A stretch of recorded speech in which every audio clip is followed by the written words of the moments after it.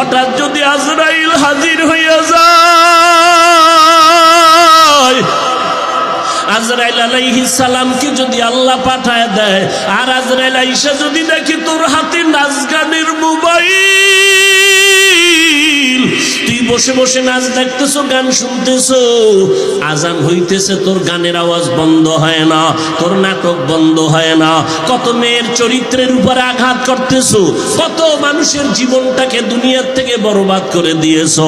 আজরাইল যখন আসবে তোমার সামনে স্বাভাবিক অবস্থায় আসবে না। আল্লাহর নবী বলেন, এই গুনাহগার নাফরমানের সামনে আজরাইল এমন বিকট আকৃতি ধারণ করবে, মাথা আসমানে, পা জমিনে, এক হাত মাশরিক আর এক হাত মাগরিবে, চোখগুলো নীল নদের মতো বড় বড়, দেখিয়া ওর কলিজা উল্টায় যাবে, পাগলের মতো হয়ে যাবে। ও মা বলিয়াও ডাকতে পারবে না, আব্বু বলে ডাকতে পারবে না। আজরাইল আইসা রুহুটা যখন ধরার জন্য শরীরের উপরে কদম রাখবে, রুহুটা শরীরের জোড়ায় জোড়ায় জোড়ায় জোড়ায় পালাইতে থাকবে, বের হইতে চাইবে না। চরমনের জমিনে ঘুমান্ত সৈয়দ ইসহাক রহমাতুল্লাহ আলাইহি বলতেন, লাঠির আগায় আলকাতরা মাখিয়া তুলার মধ্যে বাড়ি দিলে তুলাগুলো যেমন লাঠির মধ্যে চলে আসে, ওরে গুনাহগার জাহান্নামের আসামির যুবক,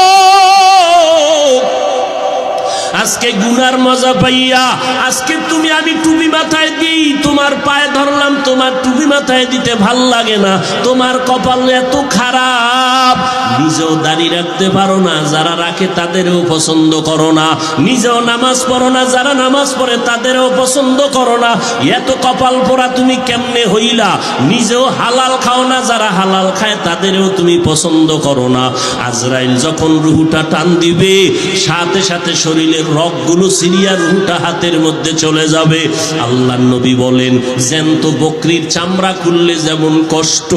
এর থেকে শতগুণ কষ্ট বেশি হবে বেনামাজির জান কবজের সময়। অনেক সময় যারা মরণের মানুষের পাশে থাকেন, দেখছেন বেনামাজির জান কবজের সময় চোখ উল্টায় যায়, হাত পা বাঁকা হয়ে যায়, এর মাত্র কারণ আজরাইলের দেখিয়া সহ্য করতে পারে নাই। নবী বলেন, ওর জন্য আমার মাওলা জাহান্নাম বানায় রাখছি, একটা জেলখানা বানায় রাখছেন। ওরে আল্লাহর দেওয়া পানি, আল্লাহর দেওয়া বাতাস, আমার মাওলার দেওয়া সূর্যের আলো, আমার আল্লাহর দেওয়া চাঁদের আলো, আমার আল্লাহর দেওয়া জমিনের ফসল খাইতেছ,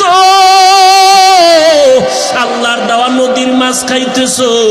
আল্লাহর এত কিছু নিয়ামত খাইয়া যারা আল্লাহর বিরোধিতা করবি, মানবি না,